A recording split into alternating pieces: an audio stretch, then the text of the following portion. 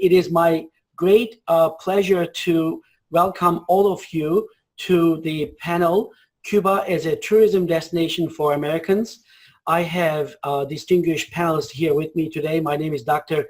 Jihan Chobanoglu. Before we go into any details, let me just go through very quick housekeeping items. You already have figured this out.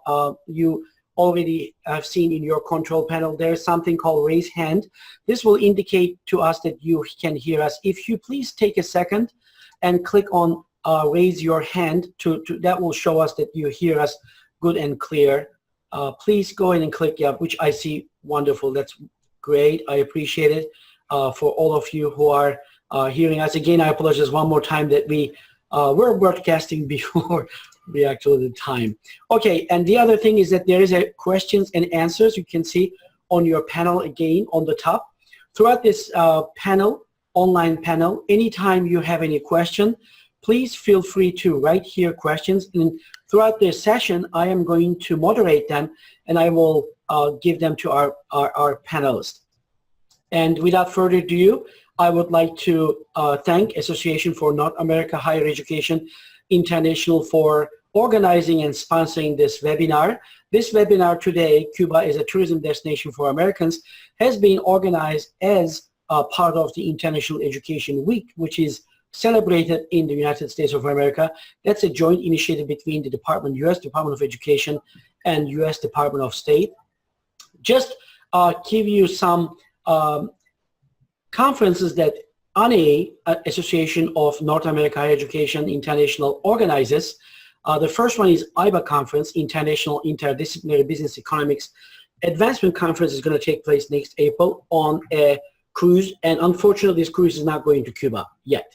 Maybe we'll find one of these that's going to stop in Cuba. I know that cruise companies are working on Cuba as a destination as we speak, but I didn't hear anything yet. So this is going to be in there, and if you want to have more information, ibaconference.org is the website. The other conference that ANE is organizing is called Global Conference on Education and Research. This is going to take place in 22nd, 25th May 2017 at my campus, which is University of South Florida, Sarasota, Manatee. And last but not least, we have the first graduate student conference in business and economics. For the first time, we are going to integrate this conference in 25th, 26th May 2017, again at the University of South Florida, Sarasota, Manatee. ANE has two different journals. We invite all of you to submit. I serve as the co-editor for both journals. One of them is International Interdisciplinary Business Economics Advancement Journal, and the other one is Journal of Global Education and Research. Both of them are open access journal, which means it's free to publish, submit, or access articles in these journals. Okay. I would like to introduce our panelists to you in alphabetical order. We normally were planning to have 3 panelists today, but Mr. Colin is in Cuba, and he was supposed to fly this morning from Cuba to DC, where he has Cuba Education Travel Agency, but unfortunately his flight got canceled, so he's still trying to get outside of Cuba to United States. So he sends his apologies, but we have Dr. Rachel Dodds with us. She's a professor at the Ted Rogers School of Hospitality and Tourism Management at Ryerson University, as well as the Director of Hospitality and Tourism Research Institute. She has a vast experience in Cuba, about Cuba, and I'm so happy that she agreed to join us. Welcome, Rachel. Thank you. And thank you. And our next panelist is Dr. Babu George, Associate Professor of Management, Fort Hays State University. He also has a vast interest in Cuba as far as research involved, and he also visited Cuba, even though not recently, but he did. So without further ado, I would like to, oops, sorry, we normally need to put that in here. We'll go back to the again, but I would like to ask Dr. George to set the stage about today's panel. He's going to share with us some slides, and then after that we will ask Dr. Dodds to show us some pictures that she herself took in Cuba, and then we will go with the questions and discussion as we speak. Dr. George? Yes. Okay. Okay, here you go. I'm going to bring the slides up. Okay. Good afternoon, good morning, good evening, good night from wherever you are. It's a real pleasure to be able to speak with all of you for a few minutes. Cuban tourism 2016 and beyond. I have not come up with a very comprehensive presentation. I just wanted to set the stage, highlighting 6 or 7 key points. Then we would like to discuss as a team. One thing I want to say in the very beginning is there is not so much of change as the mass media or various other quarters project. The changes are more in perception rather than in facts. Take this example, Barack Obama has changed his viewpoints about US-Cuban relationship. However, any substantial changes should wait until the United States Congress approves it. So far, it is a real fact that the number of Americans visiting Cuba has increased. It is on an ever increase. We don't know about the next year with the change in the administration, but it has been on an increasing trajectory. But that is more the result of a change in perception. It is also a fact that Obama has not prosecuted anyone who visited Cuba. During the time of George Bush, there were so many prosecutions of people visiting Cuba. Could you please see hand? Sure, absolutely. Yeah. So my fascination with Cuban tourism started actually in the 2000s, early 2000s, in the Caribbean region in general. Me along with a couple of my colleagues, I have to name them, Dr. Mark Miller from the University of Southern Mississippi and Dr. Tony Hendon from University of Nevada, Las Vegas. We set out on a major research project, and the objective was to assess the strategic positioning of Cuban tourism in the 21st century. And that was my major entry into understanding tourism in Cuba. After that, various other publications came out, mostly corollaries to the original research. Then I also had the opportunity to guide a few students who focused their dissertations on PhD, DBA dissertations on Cuban tourism. Right now, I am looking into certain issues in the supply side of Cuban tourism in terms of the constraints, the massive increase in the number of American tourists to Cuba and how that is affecting the already strained supply of workers, of infrastructure, of technology, and various other things. So Cuban tourism is an enigma still. Let's see what kind of an enigma it is. So for Americans, there are 12 purposes that are legal. It's interesting because most people who travel can fit their purpose of travel to one of these 12 purposes. It is very unlikely that someone will have a reason to visit Cuba for a reason other than the ones listed in the 12. In my interactions with people who are in the field, they say that even though your actual idiosyncratic reason may be something else, it is very likely, it is very easy to fit your purpose into one of these 12. And most people do that. In any way, the US administration has been relatively lenient in prosecuting or punishing people visiting Cuba. So some of the things might raise eyebrows, especially if your objective is to work in a non-profit sector and try to do things that the government doesn't want to do, the Cuban government doesn't want to do. So from the Cuban side, you might get some resistance, but from the American side, as far as I understand, this is my hearsay, there is not a great deal of problem right now.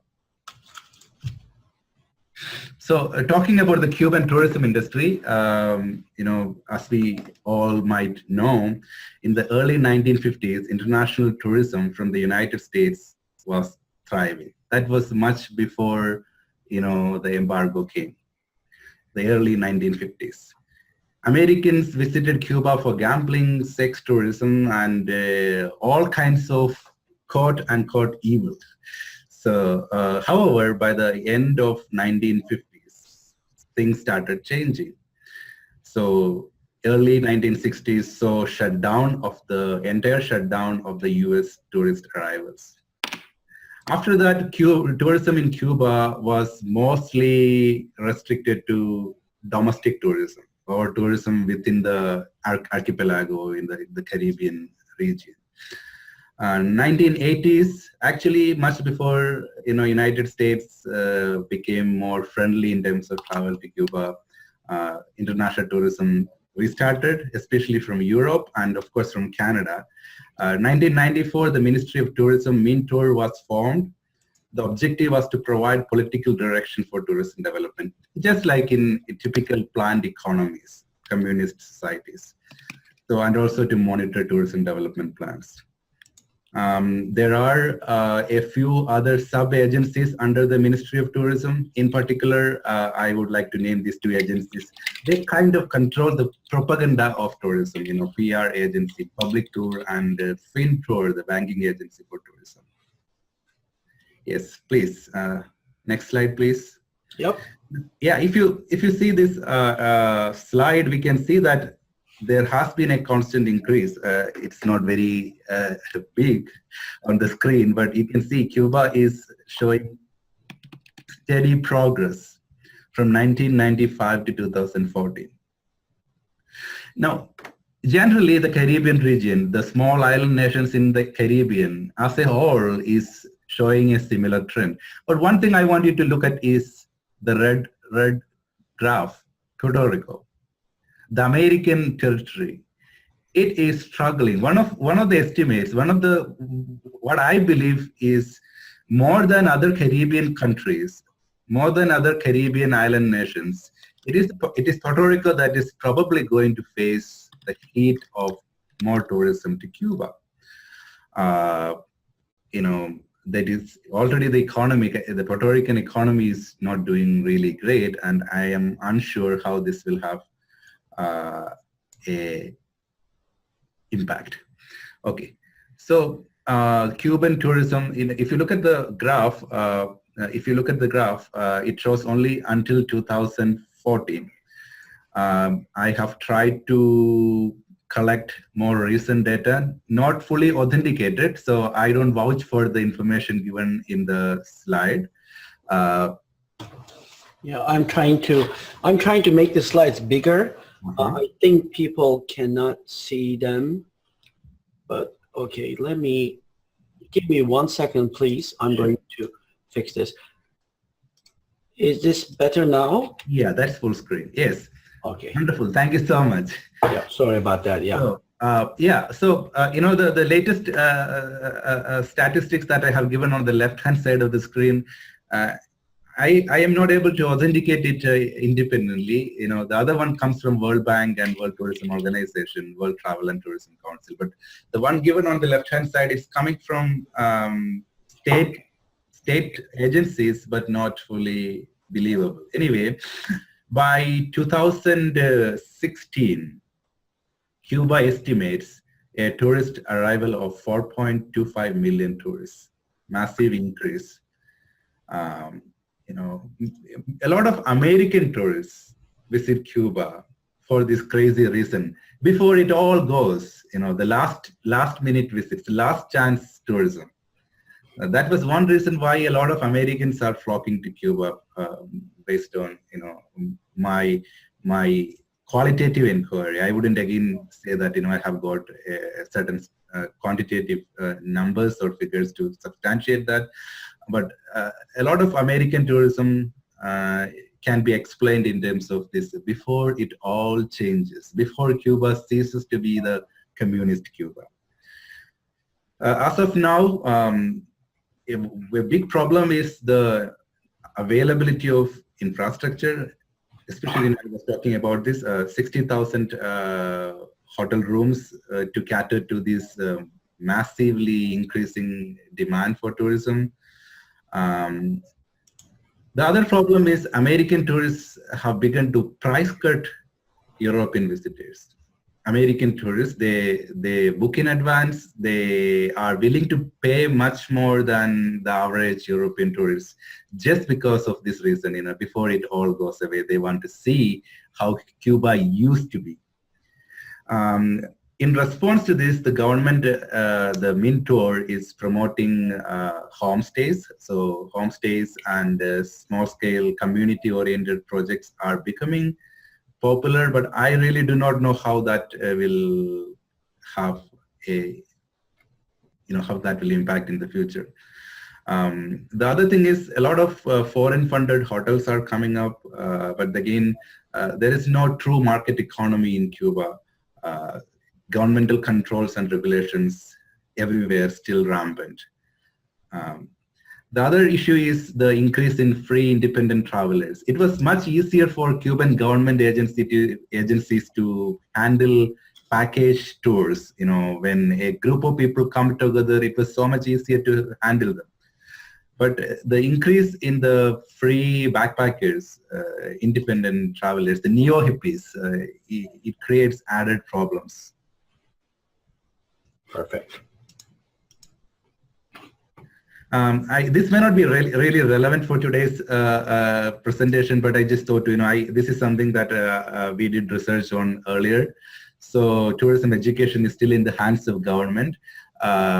You need to undergo rigorous 2-year training in order to be able to work in any of the state-run or state-sponsored properties.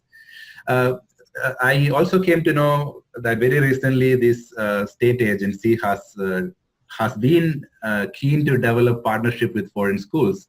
A Canadian partnership is mentioned here on the slide, so Rachel must be aware of that. Yes, Sihan has asked me to reflect upon the food culture. Again, I don't have very recent first-person experiences, but it's a paradox because Cuban cuisine is not something that is as exotic as the Americans that visit Cuba wish it to be.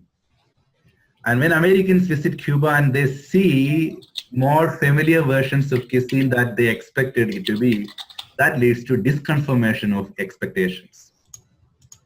So one problem for restaurants in Cuba is differentiate, understand the essence of the Cubanness, the authentic Cubanness, and try to project it. But which is really hard, it's not really easy because Cuban cuisine is a fusion. Anyway, the government agencies have recently taken initiatives in creating an inventory of national and local cuisines. Yeah, some practical tips I would share with the students who might be listening to this presentation. Again, mostly from hearsay, and many of my students work in the travel trade, and I get all these tips. So one thing, if possible, try not to fly from US. Things have changed, but I hear news about people are being asked to sign an affidavit before they fly. The airliners may not share that with the government, but they don't deny the possibility of sharing it in the future. So if the administration's policies change and your travel history to Cuba becomes a government record, I don't know how that is going to impact you. So often flying from a third country is much easier. The other issue is, I don't know whether it is a current issue, US dollar is taxed. If you pay anything with US dollar, the government or the agencies charge what they call an administrative fee, which is around 10% to 13%. So carry a European currency or even Canadian dollar. So I mentioned about the 12 categories. So then it's a good idea to visit and take the service of a Cuba-based provider. Oftentimes, Americans take travel insurance from the United States. US-based travel insurances are rarely accepted, generally not accepted in Cuba. And when you land in the immigration counter, they may raise eyebrows. So better visit a agency like Assistor, which also has a service of providing you with foreign currency. For example, if you lose all the money in Cuba and if you don't have any money, you can go to them. And from what I know, they will allow one of your friends or relatives to deposit an amount of money from the US to their bank account, and they will give equivalent Cuban currency to you.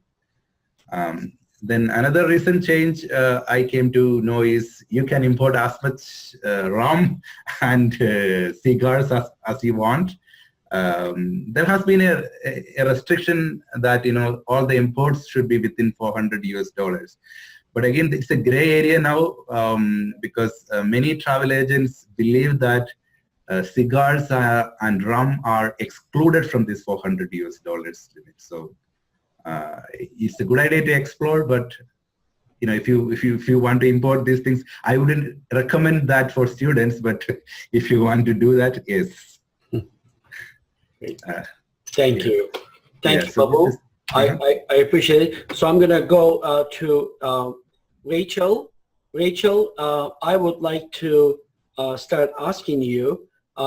Please, a little bit, tell us about your background and how it relates to our panel topic, which is Cuba. I know that you visit Cuba frequently. Please tell us a little bit about Sure, and I just wanted to jump in on something about the currency. US dollars are taken in Cuba, but people will not accept them because the black market economy for such a long time was problematic because everybody wanted US dollars. And because of the embargo, US dollars were more widely accepted. So there's the Cuban peso, which is what the locals use. And then there's, after a few years ago, the Cuban government decided to stop the increase of US dollars. So they still want them, but they won't take them, partially because of the embargo. And so you have to exchange them, and you exchange them for Cuban convertible pesos, better known as kooks. So these days you can give them as tips, but you can't use them in restaurants. You can't use them in hotels. You can't use them anywhere else for transportation. So you have to use the Cuban convertible peso. And that's one way that the government is regulating the black market economy. Great. So just as a thing, it's in the 90s and the early 2000s, you could use US dollars, but not now. So let me explain a little bit about myself. I don't know if there's students or academics or where everybody's from. So I'm Canadian, I'm not American, but I'm pleased to be invited here today. I just came back from Cuba about 3 weeks ago, and I was there last year as well, and I was there in the 2009, and I was also there before Cuba really opened up to tourists in sort of the very, very early 90s when it was called the difficult period. And that was a really interesting time because that was when you weren't allowed to go off the beaten track. You weren't allowed to leave the resorts. And I did. I was traveling with my family, and that's when the stereotypical scenario of where they say you meet a taxi driver and they were used to be a medical professional. That's still very, very true. But now you don't get your left hand cut off for providing meals to tourists in which is what used to happen in the early 90s. The implications of dealing with tourists was very, very severe, and now it's really opened up. So it's quite a fascinating time to visit Cuba. For everyone who doesn't know, I just thought I should put a map on the screen of where Cuba is. And you can see on the top left-hand corner is Havana, which is the capital. And the main tourism around Cuba is focused in Veradero. That's the biggest attractive point, and all the key resorts where mostly Canadians is their biggest market share. 1.5 Canadians out of their current 3 million come from Canada. And we sit on the beach and do nothing else. The interesting thing for Cuba, and the interesting thing about the embargo is although the embargo is still very much in place and it restricts Americans to only 12 types of travel, these 12 types of travel actually take people out of the resorts, because an American, you're not allowed to go and sit on the beach. You have to go for education or festivals or culture, but it actually takes you into the real Cuba. So if you want to go sit on a beach, you can sit on a beach anywhere else in the Caribbean. But if you really want to see Cuba, now is the time that you actually get to see the real cities, the real culture, the real values, because there's not that much tourism development outside of the resort areas. So just as a context, Cuba's the Caribbean's largest country, and they have an amazing wealth of diversity of things to do. But I also need to warn you, if you're traveling, it's also a very expensive country to visit. The Cuban convertible peso is stronger than the US dollar. And Rachel, I just have a question. You fly, I assume, from Canada to Cuba, right? Did you ever go there from US? No, I would never fly to Cuba from the US. It's much more expensive.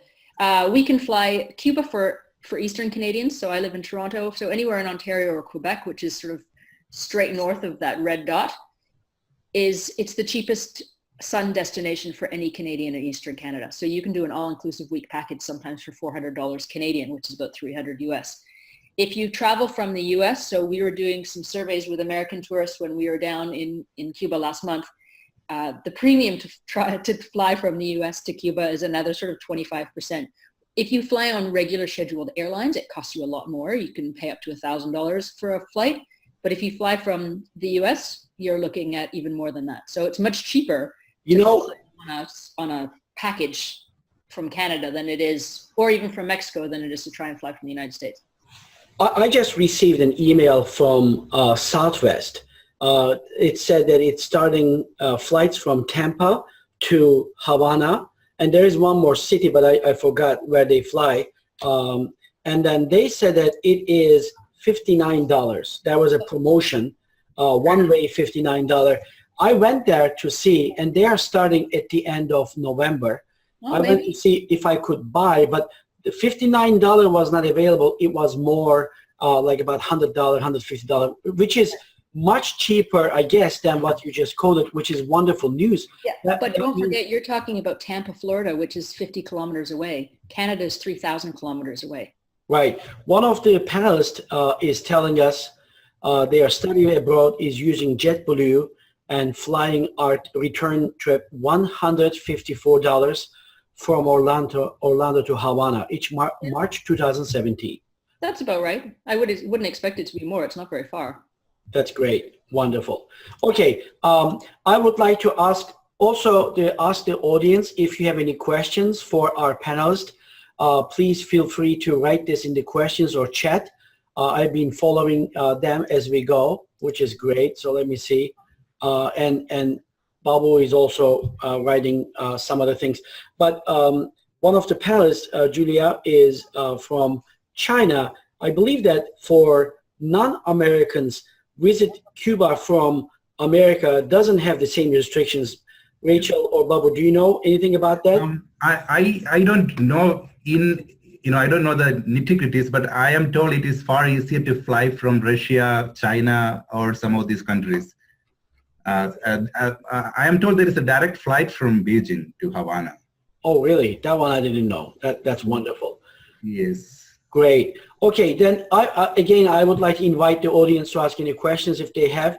But I would like to ask both of you, you mentioned this in your introductory speeches, both of you, but is it an interesting destination for Americans? If it is, yes, why? And Rachel, Babu, whoever would like to jump in can start. Sure, I'll start. I think it's a really interesting destination for Americans.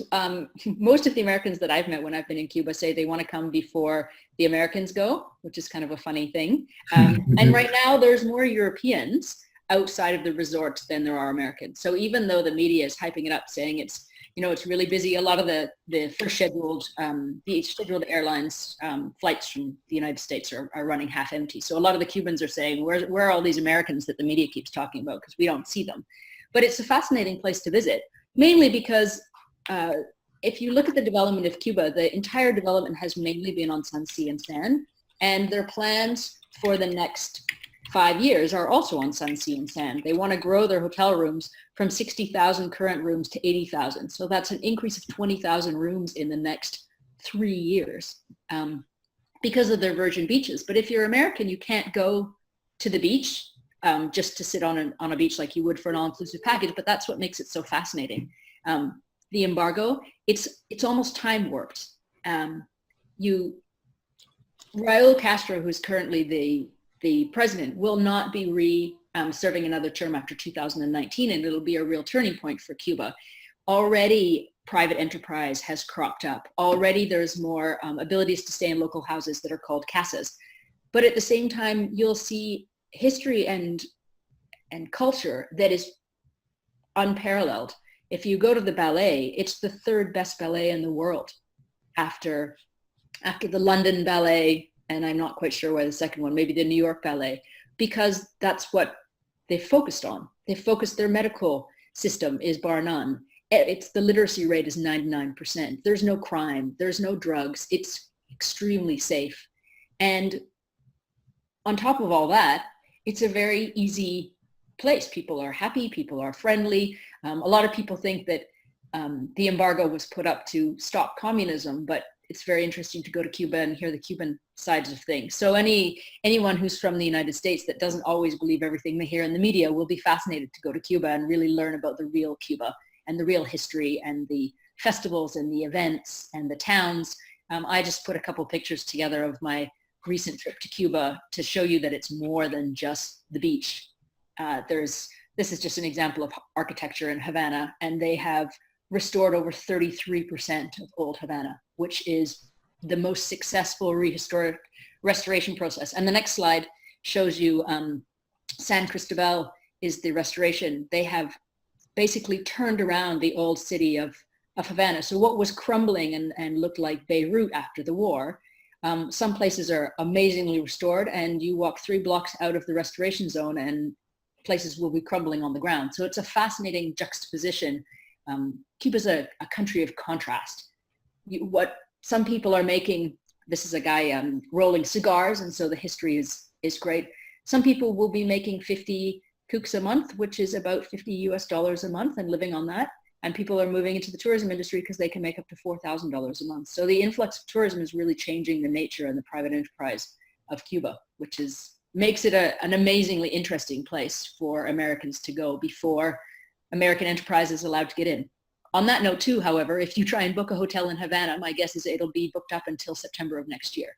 So you'll have to stay in casas or independent enterprise unless you have some very good connections. And Airbnb too, right? I heard one of our students went there and used Airbnb to get a room. Airbnb is there. Yeah, Booking.com has started. Airbnb is just an example of casas. It's just a distribution system.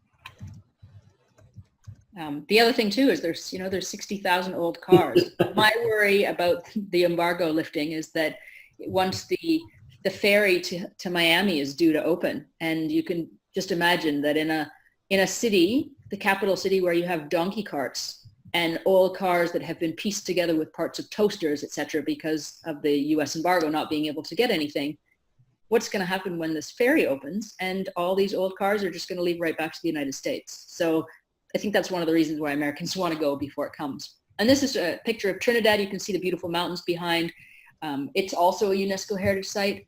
Cuba has more UNESCO heritage sites than anywhere else in the Caribbean. I think they have 257 national monuments and 332 museums. It's amazing. 25% of the country is designated as a national, as a protected area. So the architecture is stunning. You'll get neo-Gothic, colonial, just Baroque, every possible period of architecture. And this city is, 5,000 years old, and it's entirely cobblestone streets. It's just quite incredible to go and see places like that still exist. And this will exist in Trinidad and Havana, which you just don't see. So some places it's third world, and some places it's first world. Right. Is this a donkey cart? Yeah, it's a donkey cart. It's just a local guy. And there you can see the cobblestone streets. So it's you feel like you're in Europe sometimes. This is Lada, I think, right? It's a Russian car? Probably. I'm not sure. So very beautiful pictures here. So just a few things that people don't think of when they see Cuba is they don't think of the natural areas, and they don't think of these cenotes and Right. underwater caves, open air caves, sorry. And Babu, would you like to share your views about the Cuba? I see that you are posting some chat items there. Please tell us. Yeah, so I was just going through some of these questions raised by the participants. I wanted to share one big issue, which is my current research interest is this training labor market. A lot of people are turning to tourism. A lot of people working in other sectors are turning to tourism because of the opportunity to make quick money. You find computer programmers, you find engineers working in restaurants. So it's going to take a huge toll upon other industries. And tourism is extremely uncertain, seasonal, cyclical, and also uncertain given the geopolitical scenario. So I don't know how much of a smart move it is to encourage that kind of a shift. So that's something that I am really concerned about. The other question that someone asked was about Cuban hospitality. Oftentimes, a matter of disagreement is, because of the lack of training in the American style hospitality, people may not always come and ask you, how are you doing? Like when you go to Walmart. So the expressed hospitality is different, and the difference in the cultural expectations means, at least sometimes American tourists misunderstand it.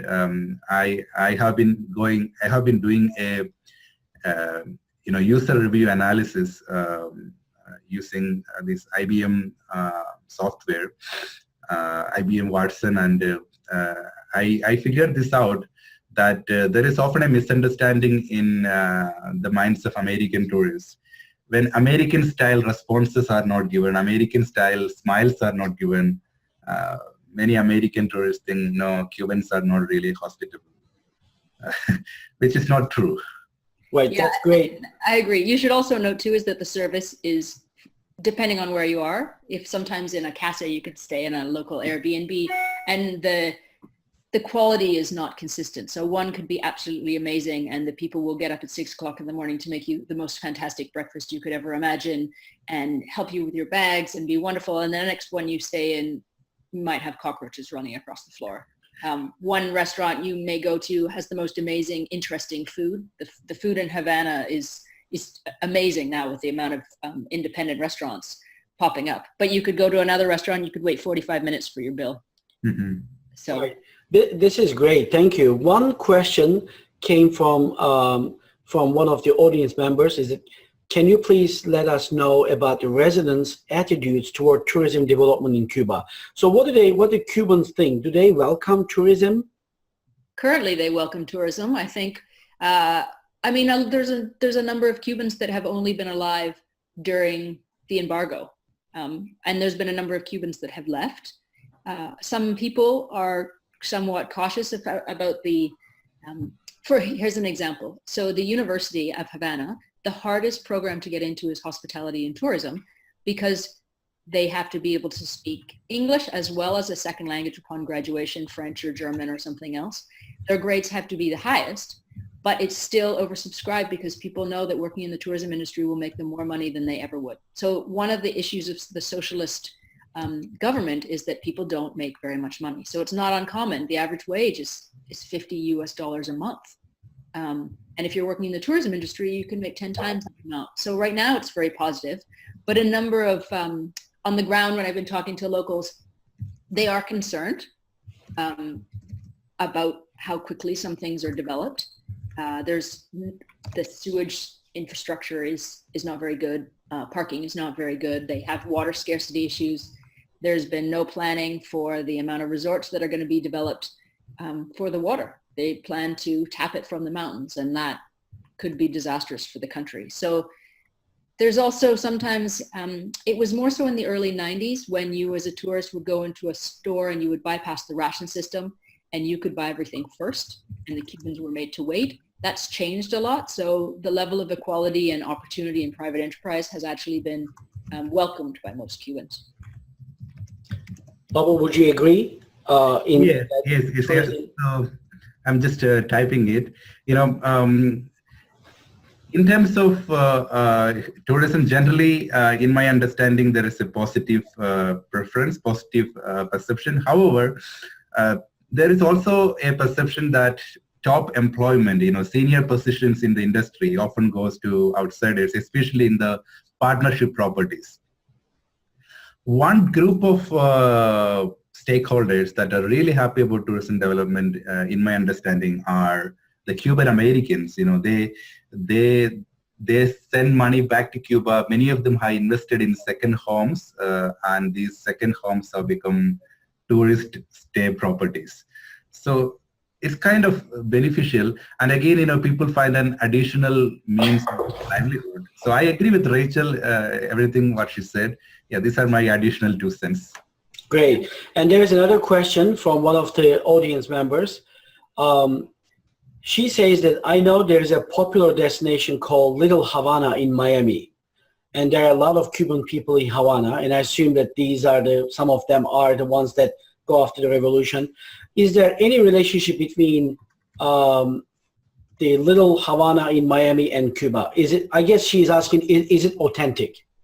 I don't have any expertise. I'm sorry. I will not answer that. I will not be able to answer that. Some of the food in Little Havana is the same because you've got Cubans living there, and there's a huge population of Cubans living in Miami. But does it look the same? No. Havana is a colonial Spanish-looking city. The architecture is old. Miami is a new city. So just from that alone, it's completely different. The layout of the streets is different. What's happening is different. The cars are different. But on some things like the food, it's very similar. And interestingly, the Canadian perception of Cuban food is dreadful, but that's because it's generated from people who stay at all-inclusive resorts. And there, I do agree, the food is generally not so great. But when you leave the resorts and you go into small restaurants, some food is fantastic and some food is not so fantastic. So just like any other place. No, I would say that the food in Cuba has a long way to go, but there's been some really innovative, interesting places. So if you're looking for a salad, you'll be looking a long time. You'll see, in terms of vegetables, almost all of them are canned. Even though Cuba's a large country, they import almost everything. And if you need to understand about the Cuba Clause, which means that any ship or any vessel that docks on American soil cannot touch Cuba or go to Cuba on the way there or the way back for 6 months. So if you're trading with a country like the United States, you're not going to waste the potential to go to Cuba. So when Cuba imports their goods, they're getting them from Spain or from China or whichever. So you're not getting fresh vegetables. You'll get fresh fruit that's grown locally, but you won't see broccoli. You won't see green beans. You won't see those kinds of things that we just have an expectation as North Americans that we will get everything fresh all the time. That's not the case in Cuba at all. Do you think that will change with the removal of the embargo? I don't see any removal of the embargo so far. Okay. Another question here again, feel free to answer either Rachel or Babu. The question here is about American citizens. Does the panel think that American citizens are ready to explore Cuba culture with an open mind and to welcome the cultural and political differences? What do you think about that? Sorry, just to clarify, whether Cubans will travel within Cuba? No. If the American citizens are ready to explore Cuba culture and embrace the cultural and political differences. So she's asking more from the American side, like Rachel, you just mentioned that Cubans are saying, where is the Americans, right? So it appears that they are not flocking Cuba yet. But do you think this is because that because of this history for 50 years on embargo and this forbidden, that the perception towards Cuba is negative in Americans' minds? Do you think? I think it depends which Americans you talk to. So if you're an American and you're looking for an all-inclusive beach stay, then you're not going to be able to go to Cuba. So you can only travel for one of these 12 reasons. And the adventure operators that are offering them are sold out. So it's mainly at the moment older Americans who have more money because these trips are expensive and they're longer. You can't just go for 2 or 3 days. They're usually sort of 12 days, 14 days, things like that. And they are expensive, upwards of sort of $4,000 if you're booking with some of these big adventure companies like Road Scholar or Intrepid. But on the other hand, most of the Americans that are going on these trips are interested in the history or the culture or the festivals or the art scene. So they are finding it fascinating. If you're an American who's interested in that kind of thing, then I'm sure there's quite a lot to learn. If you're an American that's expecting an American style holiday with American service and American food, then you're going to be very disappointed.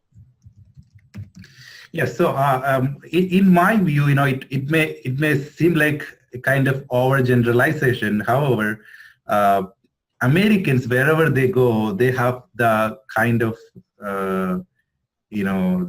I shouldn't probably use this word, but master-slave mentality.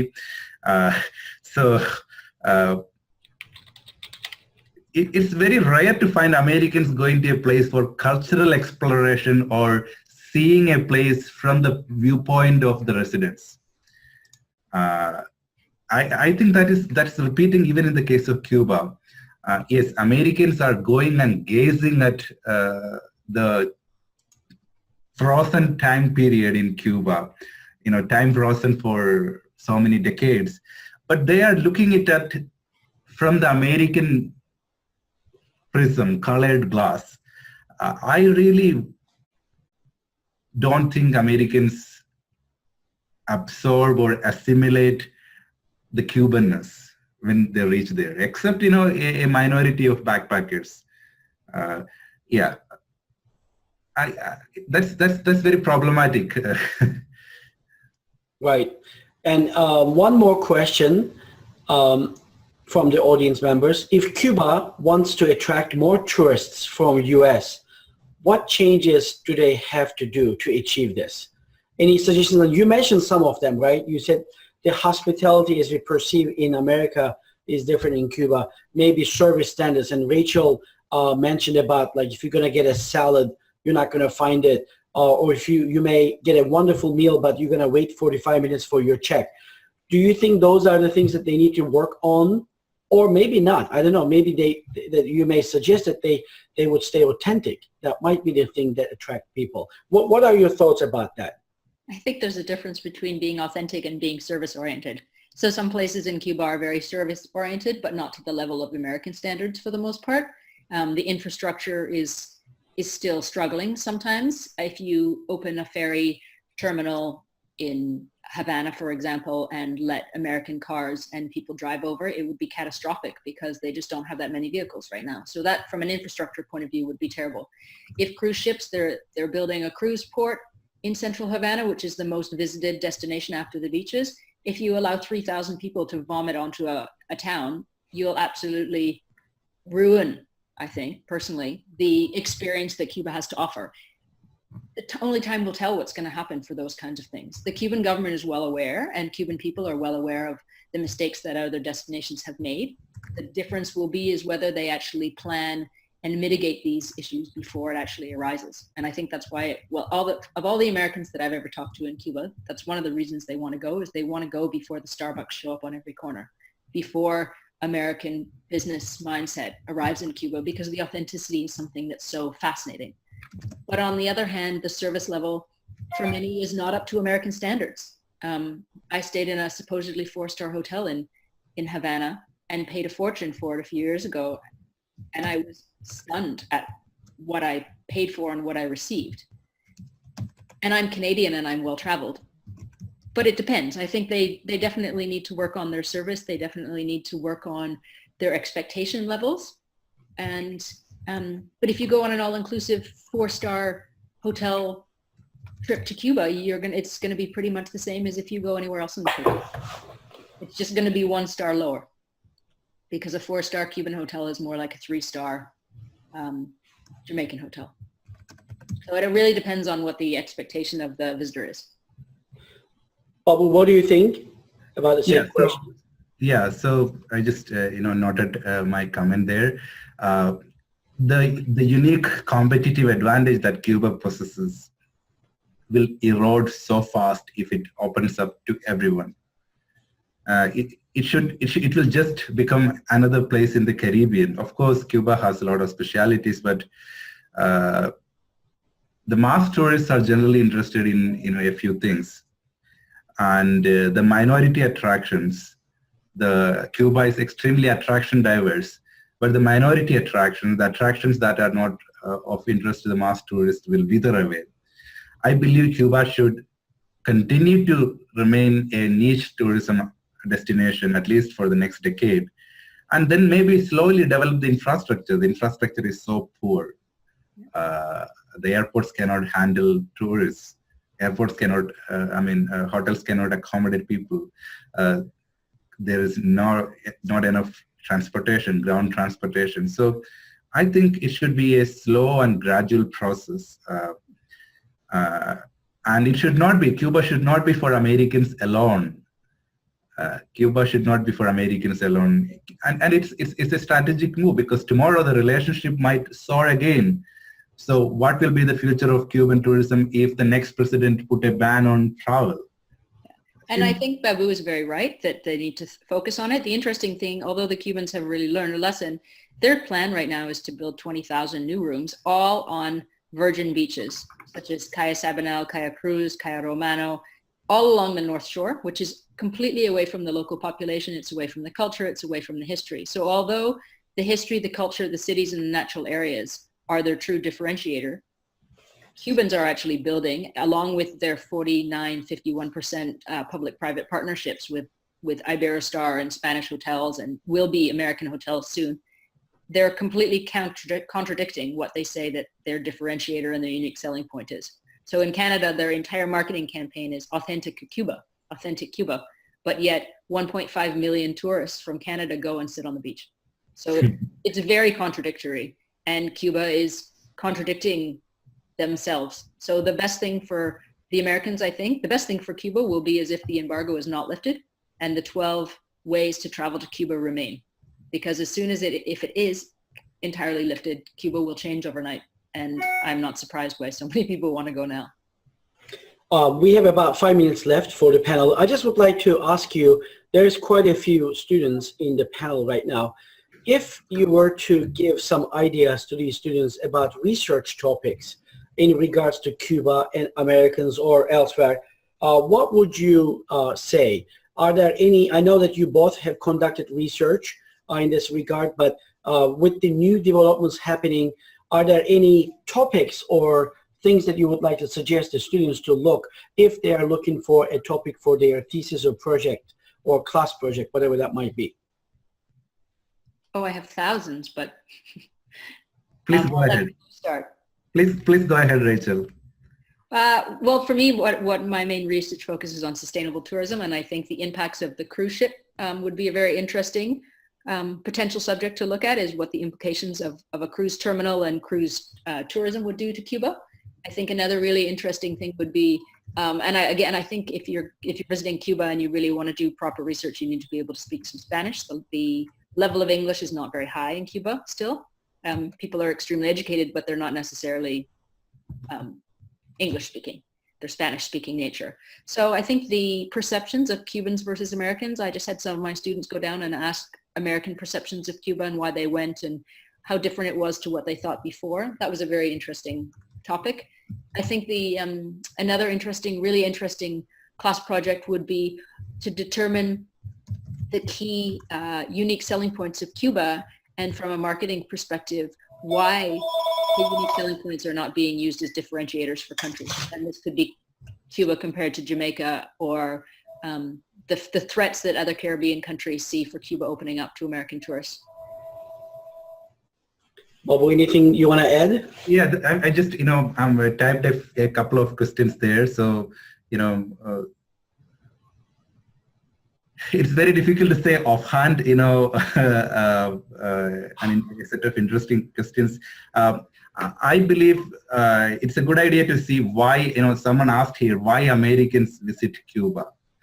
And Americans is not a homogeneous group. There are different kinds of Americans, different kinds of people from the United States. So if someone could, examine what are the motivations for graduate students or students to visit Cuba, or I mean, you may think, these are very straightforward and simple questions, but as we do research, we might unearth a lot of unexpected things.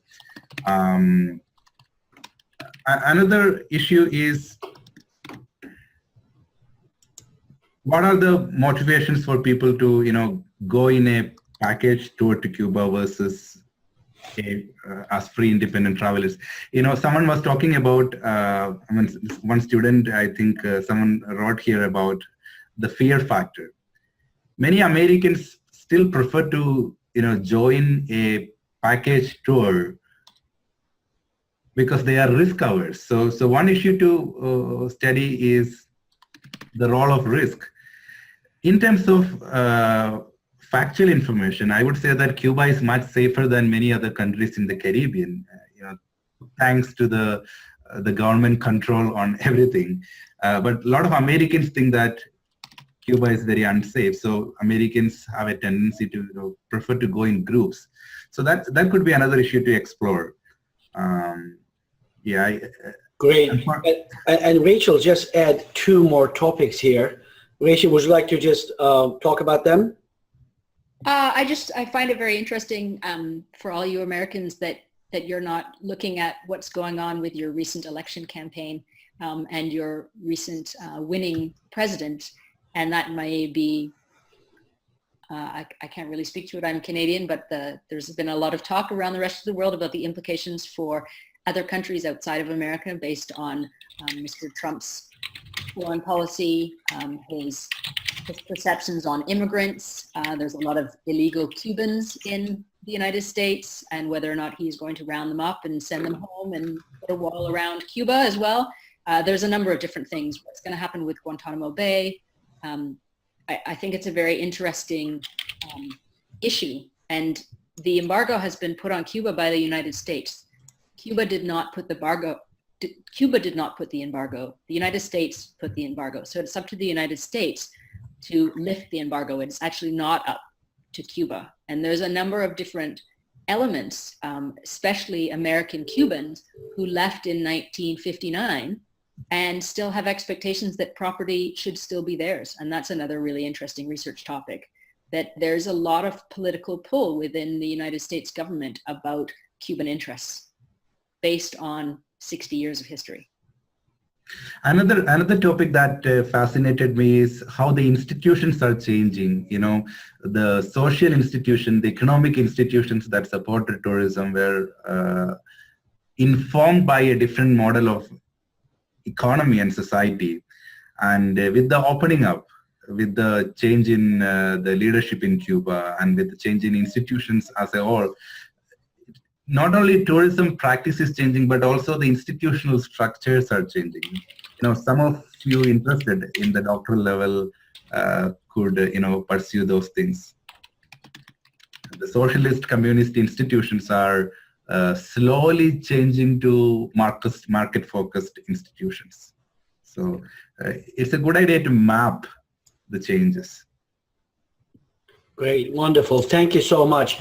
Thank you to both of you. If you have any closing remarks, Babu or Rachel, please feel free to do them. Otherwise, I'm going to close the panel very soon. It was very nice to chat. It's a shame we couldn't hear people's thoughts live rather than just Babu and myself talking, but it was great to be on a panel with you both. Thank you. Thank you for this opportunity, Sia, and it's a great pleasure. And I learned a lot from this interaction. It gave an opportunity for thinking about things I wouldn't have done otherwise. Thank you. And Mr. Colin is from CubaEducationTravel.com, which is the company which he couldn't come. I know that if he were here, he would have given us some information. But if any of the audience members is interested, I will also type that CubaEducationTravel.com is his website. And I know that, Babu, you had one link in your slides also too. We were going to make this available to audience members. But I appreciate both of your times. Thank you so much. And I also thank the audience to attend today's panel. Have a wonderful, great International Education Week and Day. Thank you. Thank you. Bye-bye. Thank you.